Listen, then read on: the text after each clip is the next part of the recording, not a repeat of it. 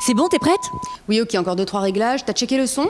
1, 2, 1, 2. Oui, ça marche. Ok, c'est tout bon. Bah écoute, il sort de son bureau dans 5 minutes, là, il faut vraiment y aller, on y va. Allez, c'est parti, go. Excusez-moi, vous aviez rendez-vous?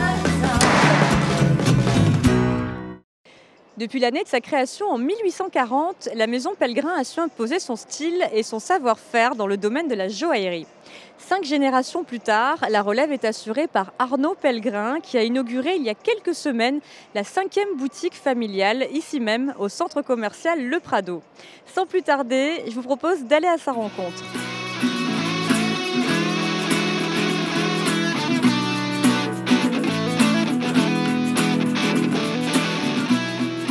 Arnaud, bonjour. Bonjour Alexandre. Alors, vous venez de vous installer ici au sein même du nouveau centre commercial Le Prado. Est-ce que c'est un choix stratégique? Pourquoi ce lieu? Eh bien, le quartier sud est très agréable et aussi la fréquentation y est plutôt propice aux belles choses. Donc, il était tout naturel qu'on s'installe ici et qu'on satisfasse par la même façon, ce qui est le principal de nos clients. Alors, la maison Pellegrin, c'est une histoire de famille. Vous représentez la 5e génération. Est-ce que pour vous, l'histoire a été toute tracée? Est-ce que ça a été une évidence de vous lancer dans l'aventure et de reprendre le flambeau? Alors, c'est une bonne question, on me la pose souvent. La question, je me la suis posée très jeune. Il y a eu un moment, effectivement, où je me la suis tellement posée que du coup, j'ai fait d'autres choses. J'ai travaillé ailleurs, dans d'autres domaines. Puis, je suis revenu à la joaillerie. Et j'ai travaillé encore une fois pour d'autres personnes, à Paris, à Londres, et avant de m'inscrire vraiment définitivement dans la maison familiale. J'imagine que chaque membre de votre famille a apporté un petit peu sa pierre à l'édifice. Vous apportez quoi justement à l'entreprise? Vous avez une fibre assez artistique, non? C'est bien ça? Oui, c'est vrai, tout à fait. Ouais, j'ai beaucoup de sensibilité aux produits.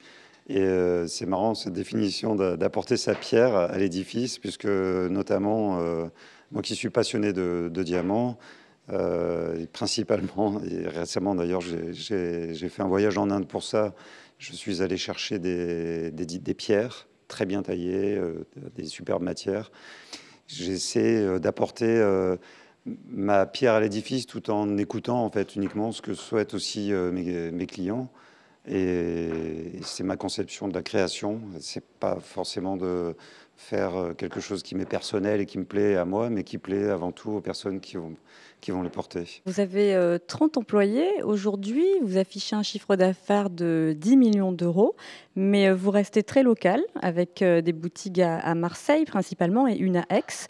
Est-ce que vous avez des perspectives justement d'expansion ou de conquête d'autres villes? Les racines de la maison sont principalement régionales. Donc, bon, je vais m'occuper déjà principalement de tout ce qu'il y a à faire aujourd'hui ici. Et j'ai aussi en projet quand même le développement de notre site web.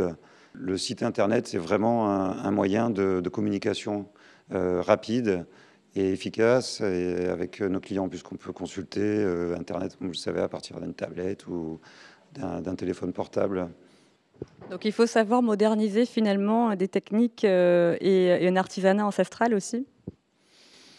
Je pense, oui, bien entendu, c'est de toute évidence, oui, il faut s'adapter. J'ai moi-même adapté l'atelier de fabrication aux techniques modernes en utilisant la CAO, grâce à laquelle on peut réaliser une bague en un temps record sur un logiciel de création assistée par ordinateur. Pour conclure, vos objectifs, justement, peut-être à moyen terme, à long terme, je ne sais pas. Faire vivre cette boutique qui vient d'ouvrir, dont je suis très fier. C'est mon objectif prioritaire aujourd'hui. Merci Arnaud. On va passer à une petite série de questions très rapides. Le diamant, l'Angleterre, la natation et le golf. Être sérieux sans se prendre au sérieux.